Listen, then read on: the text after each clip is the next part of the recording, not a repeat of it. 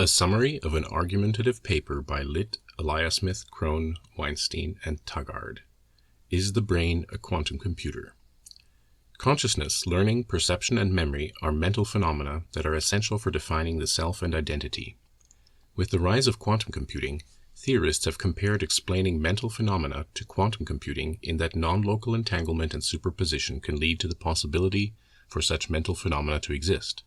However, researchers at the University of Waterloo argue that quantum computing is not essential for explaining mental phenomena like consciousness.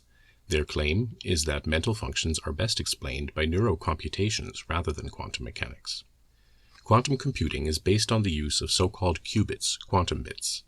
Unlike standard bits, ones and zeros, of classical computing, qubits can have both 1 and 0 existing simultaneously as the state of a single bit using superposition.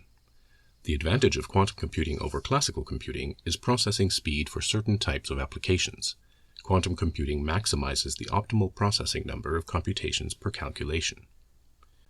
It is important to note that a complete understanding of the brain structure, like a complete understanding of any physical thing, depends on quantum mechanics at the subatomic level. However, for explaining brain function, quantum mechanics are irrelevant. The logic gate, specific inputs lead to specific outputs, is the standard operation for classical computing. The timing for a neuron spike firing is relatable to the processing speed of a logic gate rather than a quantum computation. Furthermore, like neuron spikes in the brain, logic gates in classical computations are resistant to static noise. Based on the timing and power required for a neuron spiking, any quantum mechanical instances are considered as noise. The environment of an efficient quantum computer is also drastically contrasted to that of a brain. There is an important reason for keeping quantum computers in extremely cold environments. In order for qubits to maintain their superposition, they must be well isolated from any interference. The lower the temperature, the more isolated the qubits are. The human brain is a warm and wet mass. The brain environment is nowhere near capable of sustaining isolated qubits. Furthermore, there is the fact that error correction is a real thing that brain neural spiking is capable of doing. Digital computers are also capable of error correction. Quantum qubits, however, are impossible to correct for error because the superposition would collapse. The natural evolution of the brain is far more efficient for survival than any quantum computing machine.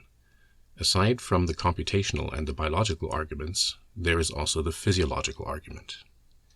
It has been theorized that the subconscious precursor process to a conscious thought is the collapse of qubits in microtubules in neurons due to quantum gravitational effects in space-time. These theories have been countered by developments in the continuous understanding of biochemical interactions at the molecular level. It is expected that quantum theories about consciousness will be superseded by the continuation of neurocomputational understanding. While there is no proof against the possibility that quantum mechanics have significant impact on the functionality of the brain, it has been evidenced that the explanation of brain function is far more relatable to classical computation in terms of computational, biological, and physiological arguments.